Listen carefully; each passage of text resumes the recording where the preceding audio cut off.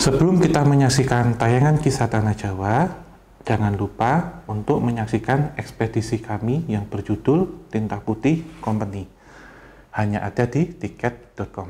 Tidak hanya membicarakan tentang cerita mistis saja, tetapi Tinta Putih Company juga akan memberikan sudut pandang kita bagaimana menyikapi tentang sejarah yang selama ini disalahartikan. Dan jika kebenaran dari sejarah tersebut dapat membangkitkan rasa nasionalisme kita, apakah perlu kita dijajah lagi? Pas ganti jaga malam, itu dibangunin, cuman begitu sadar, ya mayat yang saya angkat itu, katanya dia sih mau bilang terima kasih, cuman karena ini jadi kaget aja gitu.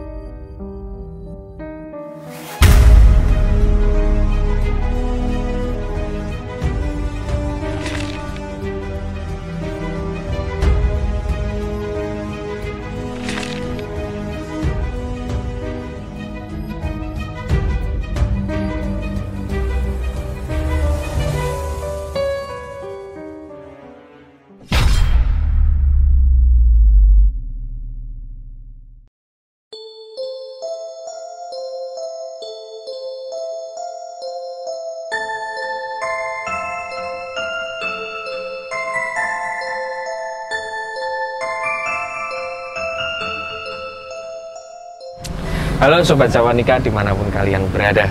Assalamualaikum warahmatullahi wabarakatuh. Salam Rahayu, Rahayu, Rahayu. Ya, kembali lagi di kisah Tanah Jawa, Nisif malam ya Om, di gerbang antar dimensi. Dan pada malam hari ini kita sudah berada di sebuah dam air yang ikonik di kota mana Om? Di kota Tangerang, Ya. Provinsi Banten. Kalau Om mau melihat Om mau mendengar Tangerang, itu yang terbayang apa? Kita belum bicara horor, sejarah dan sebagainya. Laksa mas, makanan. Ya. Sama ada nasi apa tadi? jagal, Nasi jagal. Ya. kemudian ada dodol ya. Iya. Terus kalau di Tangerang ini kan kita baru pertama juga ke sini. Kita Jabodetabek kan sudah pernah. Dan ini sebenarnya sudah lama sih saya obrolin juga dengan teman-teman dari Jawanika Tangerang. Iya, saya juga sudah lama ke sini ya, dan alhamdulillah hari ini bisa ke sini gitu. Jadi kita ada di Bendung Pasar Baru, Sungai Cisadane. Ya. Atau dikenal dengan pintu 10. Iya. Jadi ada dua perbedaan. Kalau ini jangan sampai salah ya. Kalau saya di bidang teknik sipil hidrologi di keairan itu ada bendung dan ada bendungan mesti. Loh, emang beda? Beda. Bedanya Beda. apa? Kalau bendungan itu merujuk pada tempat penampungan air yang besar, gampangannya demikian, atau waduk, itu bendungan. Tapi kalau bendung itu tujuannya untuk menaikkan tinggi muka air. Itu kemudian untuk mengatur aliran sungai juga, dan menahan sedimen. Dan bendung itu ada dua, jadi dia di sungai ya. Ada bendung mati atau bendung tetap, dan ada juga bendung gerak. Jadi bendung gerak itu yang bisa dinaik turunkan. Intinya. Ya, jadi ngikutin muka air. Jadi ketika di bendung, maka air itu kan bisa dikendalikan, Mas. Jadi bukan pengendali air ya? Bukan. Jadi ada ketinggiannya berbeda. Ini pintunya ya. Tinggi pintunya. Nah, air nanti akan naik, akan dikendalikan demikian. Untuk mengatur debit. Ketika kita sudah bisa mengendalikan air lewat bendung ini, biasanya difungsikan untuk apa? Untuk mengatur aliran debit. Jadi fungsinya kan untuk perairan. Ya, karena kalau kita melihat di Bendung Pasar Baru ini itu dibangunnya 1927, baru selesainya 1930-an sampai 1932. Ini adalah salah satu bagian dari politik etis atau politik balas budi waktu itu yang dicanangkan oleh pemerintah kolonial Belanda. Ya, dan ini ada di Sungai Cisadane. Fungsinya juga macam-macam, Mas, kalau kita lihat. Jadi ada yang untuk pengendali air, untuk pemantau, untuk memprediksi debit, untuk mengatur dan macam-macam. Dan yang spesial kalau di sini selain ada pintu 10 ini ya, setiap pintunya itu mewakili level-level. Jadi semakin ke 10 itu level secara metafisik itu semakin tinggi. Dan ini mungkin sepengalaman tim Kisah Tanah Jawa ya, kita di bangunan air baru kali ini setelah di bendungan Gajah Mungkur. Waduk Gajah Mungkur ya. Jadi ini di pintu airnya. Oh iya ya, ini yang Iya. kedua ya. Lama banget sama saya juga ya. Oh iya, kita ketemu lagi. Kita ketemu lagi. Ya, jadi kita tidak perlu berlama-lama. Nanti akan kita telusuri ada kurang lebih 3 tempat. Jelas pintu air, ada 1 bangunan, dan ini yang menarik Mas di bangunan paling atas. Karena sosok astralnya itu undetected gitu. Ya, Tidak udah. terdeteksi. Mending Tapi kita nanti kita langsung akan kulik di situ dicek. aja apa. Ya. Oke. Oke? Oke, teman-teman, tetap ikuti kita di penelusuran berikut ini.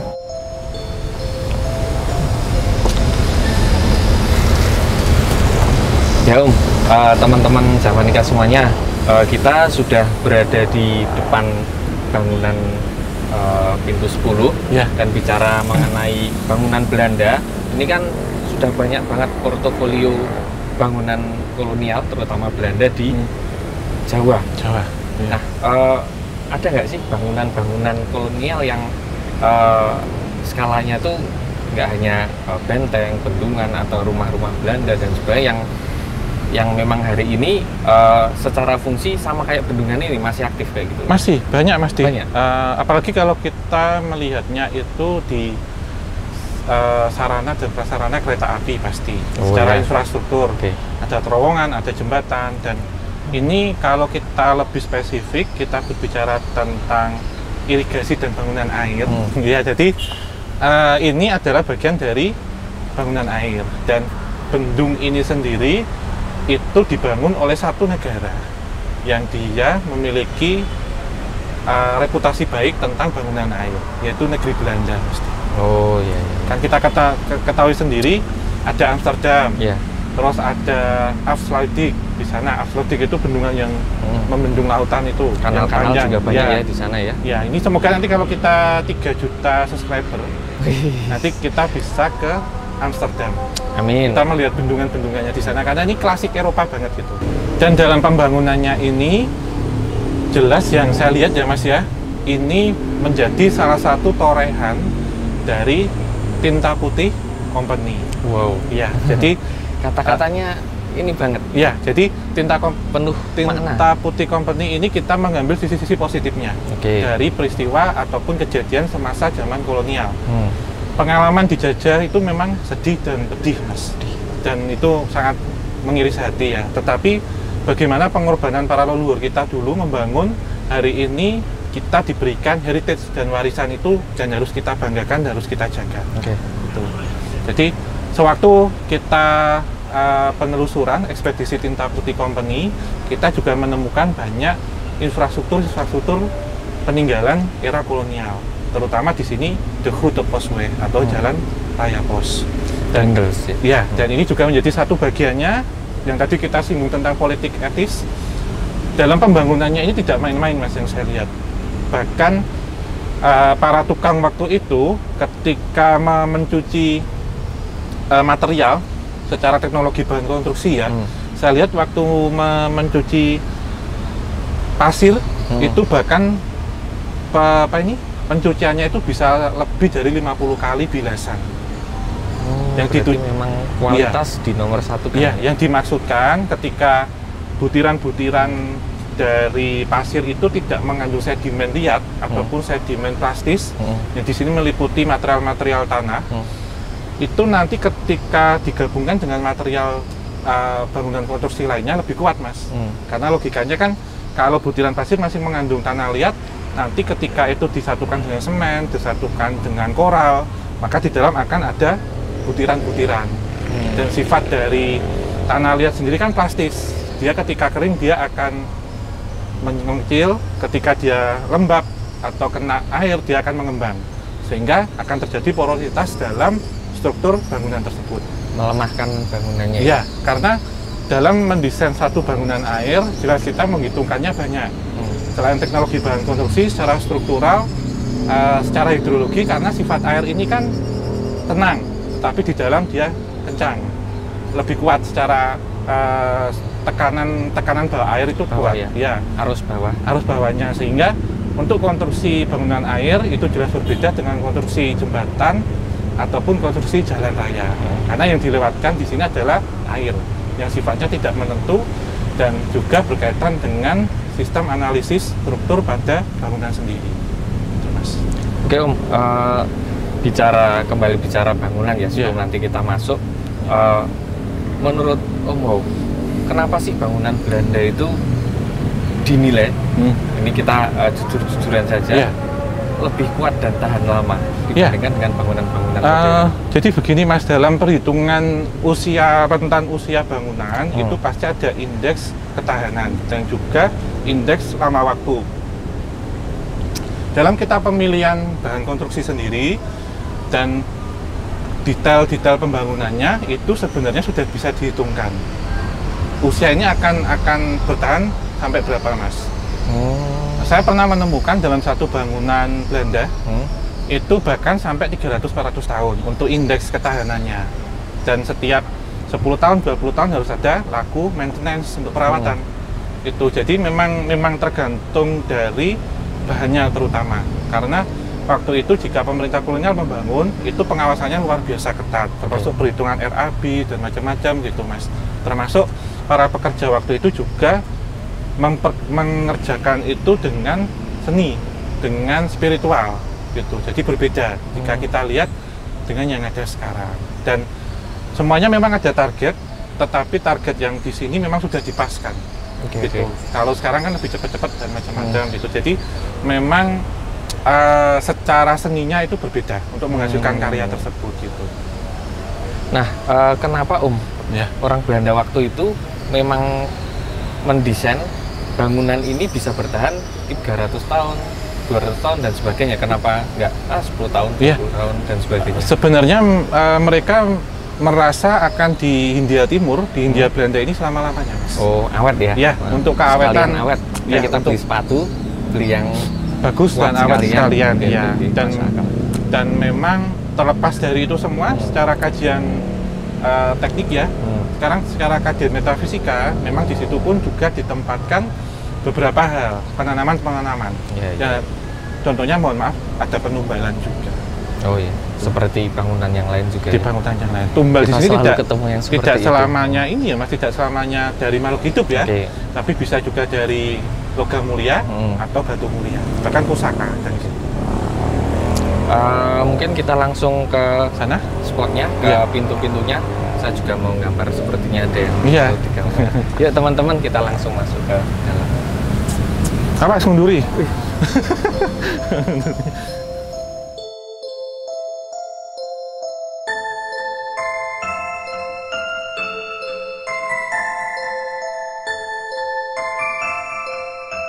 Oke, Om Wow, sebelum nanti Om mau cerita banyak, saya mau tanya dulu Om.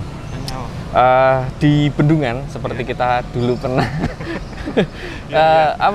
mengulas, walaupun kita nggak syuting ya, nggak di gerbang antar dimensi, di buku atau di konten di medsos pada waktu itu identik dengan buaya seperti itu, entah buaya siluman buaya atau ada buayanya beneran. Nah, malam hari ini yang kita tangkap pertama ini kan buaya juga Om, buaya gede 12 meteran kayak di film-film trailer itu, ada anaknya kecil-kecil. Nah ini apa nih, siapa dan bagaimana? Iya, ini sebenarnya setiap pintu-pintu air itu ada satu sosok yang menjaga, Mas. Dan semakin ke arah ke sana sampai terakhir itu cara ini lebih tua dan lebih kuat juga. Tetapi kekuatannya di sini itu kan yang tengah sebenarnya, Mas. Jadi bukan mewakili pintu yang 1, 2, 3 sampai 10 ya. Tapi dari sini ke tengah 1 sampai 5 dan yang sana dari 10 sampai 6. Berarti paling kuat malah yang 5. Tengah sendiri. Tengah, iya. Dan ini beliau ada di pintu ketiga. Sebenarnya ini berkaitan waktu itu ketika tempat ini dibangun, itu di bawahnya ada kerajaan siluman buaya. Tuh, jadi induknya kemudian ada ininya, Mas. Ada kecil-kecil gitu. Seperti pengikutnya, anakannya gitu. Terus kalau yang di pintu nomor 5 yang saya tangkap itu sosoknya seperti ular, Mas. Besar. Iya, segede pohon kelapa. Itu. Warnanya? Warnanya putih mengkilat. Terus jalur ini juga menjadi satu garis itu dengan pantai selatan melewati laut utara. Gitu. Jadi kalau kunjungan Ratu Kidul juga akan menuju ke atas, itu lewat lintasannya di sini. Ke atas itu maksudnya ke arah hulu dari Sungai Cisadane. Ini kan oke, kita oke. di hilir, mendekati di hilir. Ya, Hilir. ini menjadi jalur laluan ya Mas, dilintasi oleh iring-iringan dari Keraton Pantai Selatan yang melintasi utara sebenarnya. Dan ini kan kita ada di hilir ya, di bawah. Itu kalau naik kita ke hulu dari Sungai Cisadane sendiri. Terus saya juga ini sih Mas melihat ya, ketika akan terjadi sesuatu itu biasanya terdengar suara menangis beberapa hari sebelumnya.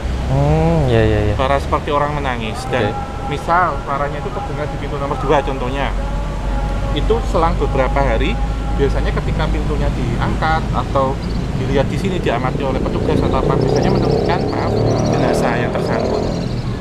Jenazahnya itu memang jenazah biasa atau dia bunuh diri atau bagaimana? Macam-macam. Ada yang meninggal kecelakaan itu tenggelam ya. Ada yang pembuangan, ada yang bunuh diri, macam-macam. Tapi beberapa hari sebelumnya ada tanda-tanda. Misalnya malam ini maaf ya, ada paginya ketemu di pintu nomor berapa gitu Mas. Oke. Ya. Kemudian kenapa dari hasil beberapa penelusuran kita sebelumnya, di bendungan ini pasti dijaga oleh buaya? Iya, sebenarnya ini juga saya temukan ya sewaktu ke Bendung Katulampa yang ada di Bogor. Waktu itu dengan tim on the spot ya untuk ke sana. Dan ini ketika dengan tim Kisah Tanah Jawa, saya pun menemukan buaya Mas di sini sama. Jadi beliau itu memang selain ada kerajaannya ya Mas ya. Dahulu saat pembangunannya juga ada satu seperti MOU untuk membantu menjaga. Karena yang ditanam di sini juga ada, saya lihat ada batu seperti batu sapir hijau, itu adalah mustika buaya. Karena fungsinya beliau ditugaskan untuk menjaga secara kestabilan air. Kestabilan air ini memang secara kajian metafisikanya ya Mas ya, itu menjaga, jadi kestabilannya ini dijaga kenapa? Karena semakin ke tengah kuat arus airnya, alirannya jauh lebih kuat itu. Jadi terkadang kita melihat ada pusaran-pusaran gitu, itu di mana itu sebenarnya terkoneksi dengan entitas atau keberadaan siluman buaya yang ada di bawah. Nah, buayanya ini sendiri, kita ngomongin buaya dulu ya, buaya air. Pernah nggak sih Om, di sungai yang melintas hari ini dulu memang dihuni buaya-buaya besar pada waktu itu? Iya, kalau zaman waktu ini kalau saya lihat 500 tahun yang lalu ya lebih luas lagi Mas, justru alirannya lebih luas. Di sebelah situ masih di lereng sungainya itu masih lebih dalam dan mendekati ke sana buaya muara. Iya, dan itu besar-besar banget memang, size-nya itu berbeda Mas buaya. Jadi ada buaya rawa, ada buaya muara, sungai, dan juga campuran air payau juga. Oke.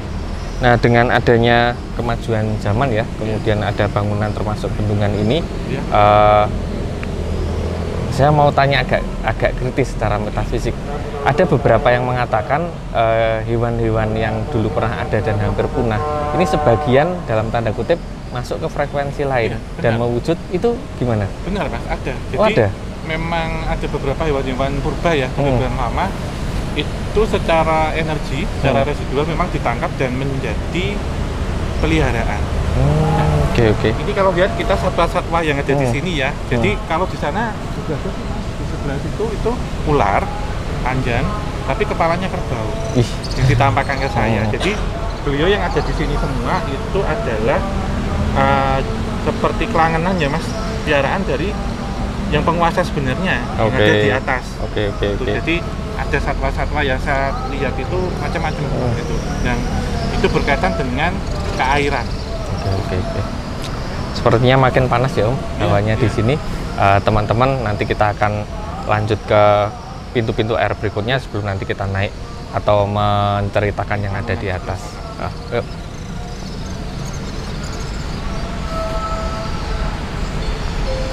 Ternyata baru tahu. bahaya.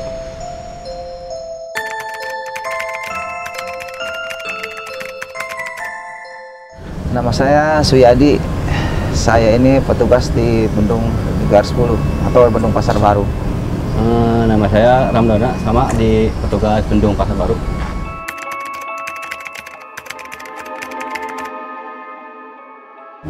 Saya semenjak tahun 2007 jaga udah ke sini. Kalau saya dari 2015.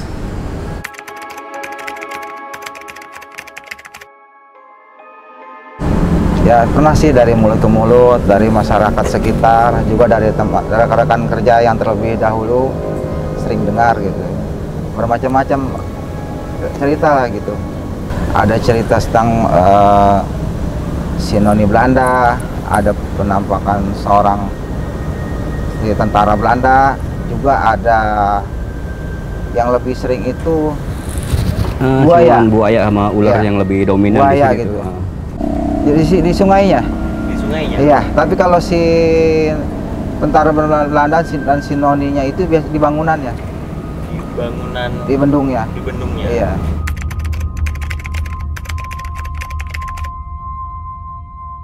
Dia itu Di- nomor 8. Ya, Nomor di ujung. 8 sampai 10 yang sering banyak dengar cerita gitu dari orang-orang lama juga. Di nomor 8 sama 10.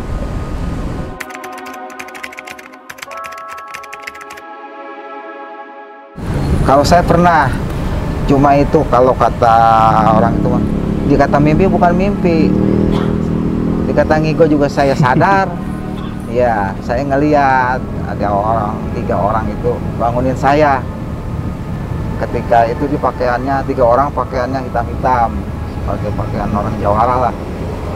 Dia itu bangunin saya, air banjir tuh, kata dia. Jangan tidur aja. Di bahasa Indonesia, dia kan bahasanya bahasa lebih bahasa kayak bahasa Jawa Serang gitulah. Pas saya nengok, bener emang keadaan elevasi air langsung naik. Udah langsung saya buka gitu, tapi saya nggak ngirauin dia lagi terusnya karena saya fokusnya ke air yang banjir. Pas saya udah selesai buka, udah apa, saya baru inget, tadi siapa yang bangunin saya, yang saya bilangnya saya sadar dalam keadaan bangun. Saya bicara juga sama dia, saya bilang siapa lu bangunin gua, saya bilang gitu. Pernah juga sih waktu itu kebetulan habis ada mayat juga di sini, ganti jaga malam itu dibangunin, cuman begitu sadar ya mayat yang saya angkat itu katanya dia sih mau bilang terima kasih, cuman karena ini jadi kaget aja gitu karena lagi ada kiriman air Ngebantu. justru malah ngebantu dia, bukannya ngeganggu malah ngebantu.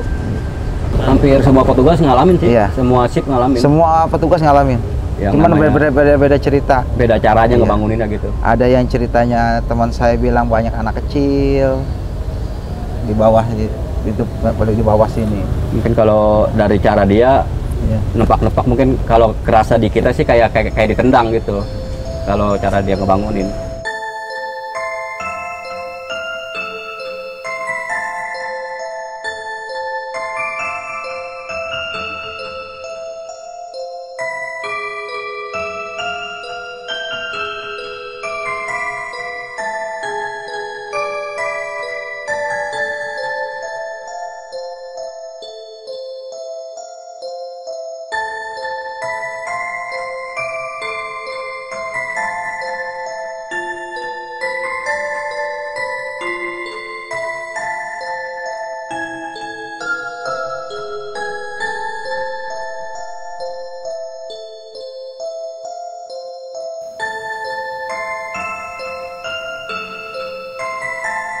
Gitu ya. Yuk. Di lokasi terakhir kita ini berada di bagian atas ya Om, bagian Ya. atas pintu air. Nomor berapa tadi Om? Nomor 3 juga. Nomor 3. Wow. Iya. Gimana Om di sini? Iya, jadi di sini itu menurut saya lebih ini ya Mas ya, secara teritori itu tidak banyak. Dan sosok-sosok di sini yang tadi sudah saya sampaikan di bawah itu ternyata ini Mas, secara postur tubuh dia segini ya, Malah kecil. kecil ya, dan agak bungkuk.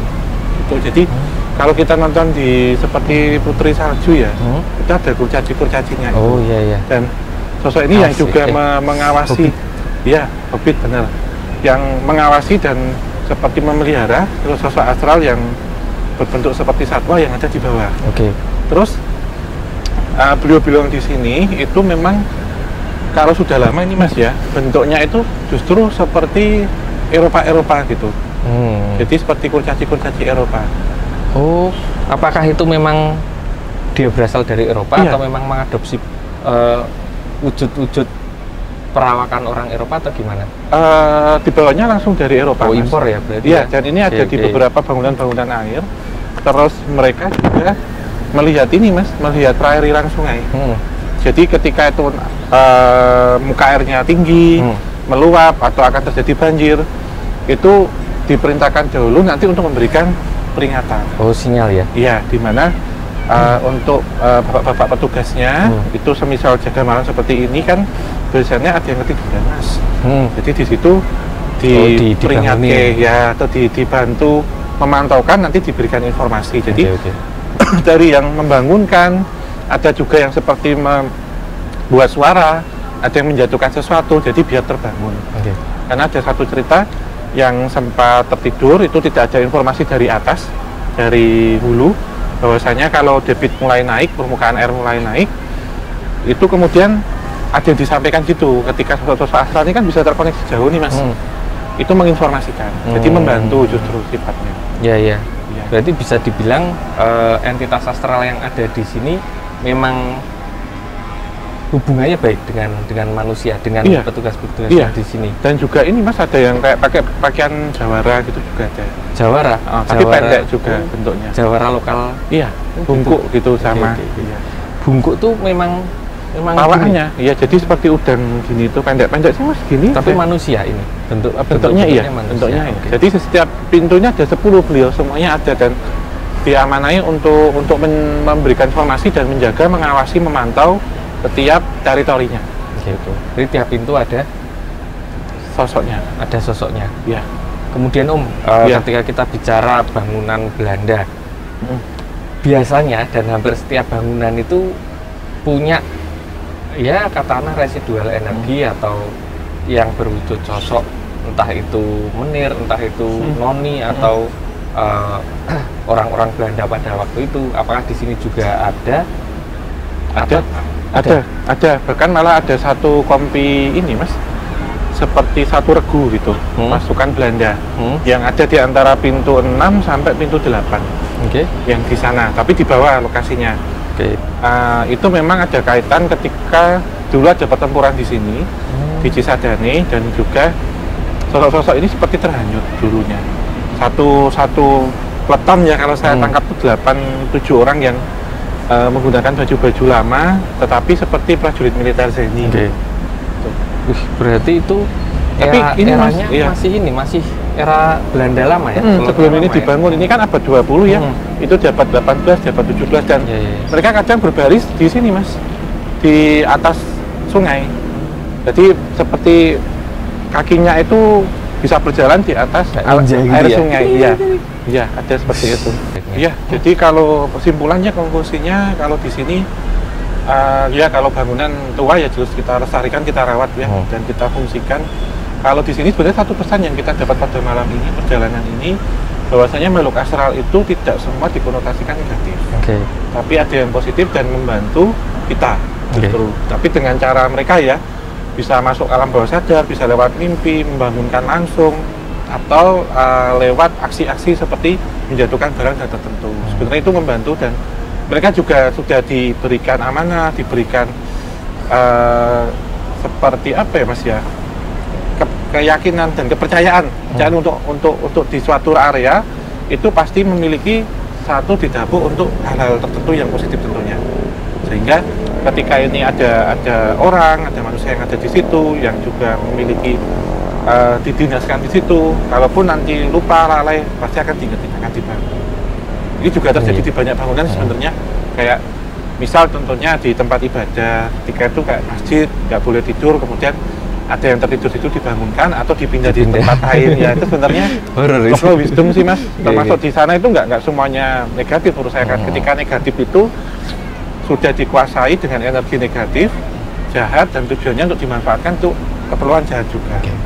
Jadi protek sama ini ya, sama kalau misal kita ke gunung kemudian ada ETK-nya nggak boleh buang sampah di sini, nggak boleh buang hajat dan sebagainya, itu juga sebagian dari kearifan lokal yang sejenis dengan ini ya. Iya sama Mas sebenarnya. Kita dengan mereka juga sama sebenarnya, cuma berbeda alat saja.